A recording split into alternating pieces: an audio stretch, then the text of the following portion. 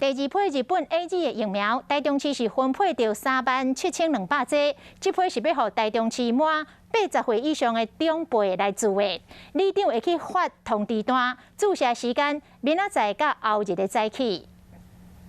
台中市为15开始，陆续为85岁以上的老大人注意放射，目前总共注53000多剂。 注射率超过72%，昨我得到中央第二波分配的37200剂日本 AZ 疫苗。市长罗秀燕只是讲，将伫明仔载后日2天开放80岁以上的老大人来注射。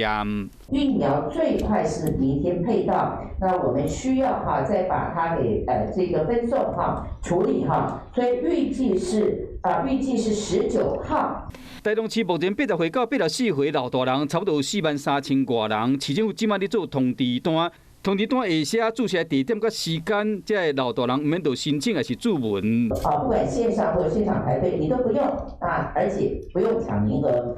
罗秀燕嘛讲，依照这几天注射经验，市政府看到这个老大人惯势早起出门，所以讲第二批疫苗规划伫明仔载到后日2天早起替这个老大人注意风射，卖使互第一线防疫人员小可休困一下。